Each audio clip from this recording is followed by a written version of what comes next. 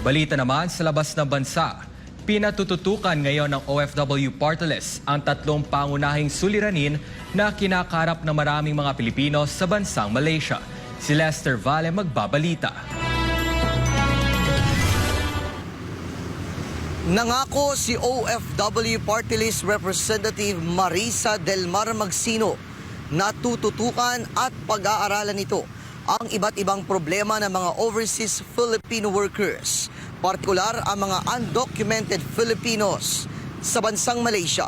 Ito ang naging pahayag ng kongresista matapos siyang dumalo at nakipagpulong sa mga Filipino community leaders sa bansa sa naganap na annual OFW Olympics na inorganisa ng SMNA News sa bansang Malaysia nitong linggo, Agosto 6. Sa kanyang pahayag, binigyang diin ng mambabatas na dapat tutukan at pag-aralan ng mabuti ang mga posibleng solusyon ng mga problemang kinakaharap ng mga Pilipino sa bansa, kabilang ang usapin patungkol sa kontrata, partikular ang pagpapalit ng kontrata na nagre-resulta sa pagbaba ng posisyon at sahod, at ang hindi pagbabayad, kulang na bayad o pagkaantala sa pagtanggap ng sahod ng mga OFW. Bukod pa rito, binigyang daan rin ang usapin hinggil sa paglabag sa mga batas ng imigrasyon, kung saan may mga kwento ng overstaying at pang-aabuso sa mga working permit, illegal recruitment at human trafficking, pang-aabuso at pang-aalipusta ng mga employer at mga programa ng OFW Party List. Alam niyo po, unang-unang problema dito sa Malaysia ng ating mga OFWs ay tungkol po sa undocumented. Pangalawa po, itong mga passport na hindi nila mahawakan ang kanilang mga pasaporte. At pangatlo naman po, ito po mga agency na napakamahal ng sinisingil para lamang mag-renew ang ating mga kababayan. Hindi natin palalagpasin yan. Kinakailangan sundan natin yan, yung kasong yan, yung concern na yan, tututukan po natin at kinakailangan pong pag-aralan natin kung paano dadagdagan at sususugan ng batas natin upang sa ganon wala na pong maging biktima ng pagkuha ng kanilang mga pasaporte at sobrang pagbibigay ng pera sa mga agency na nandito na sila Hindi na sila mamamasahe, hindi na manggagaling sa ibang bansa, nandito na sila. Renewal na lang to, hindi dapat ganun kamahal ang mga agency fee po nila.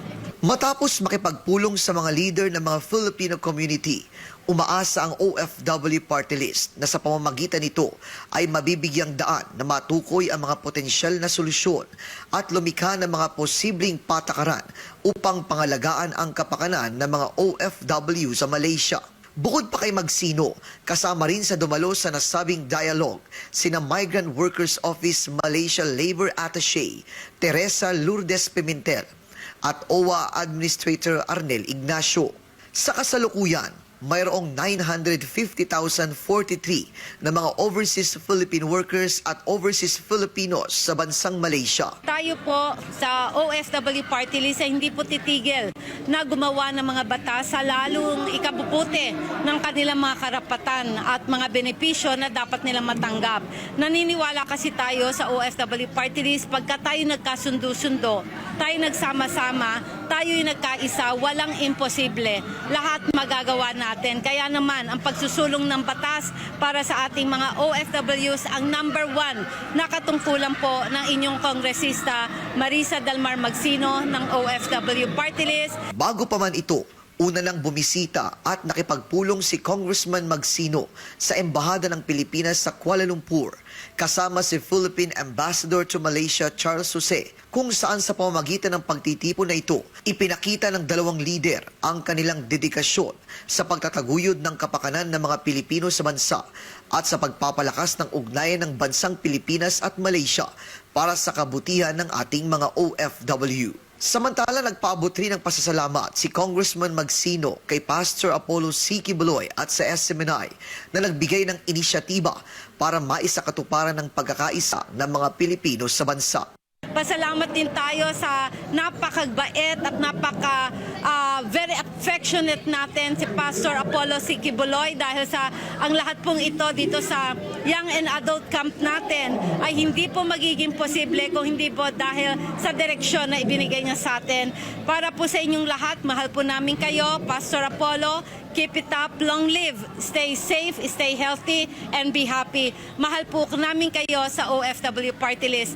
Para sa Diyos at para sa Pilipinas naming mahal, ito si Lester Valle, SMNA News, Malaysia.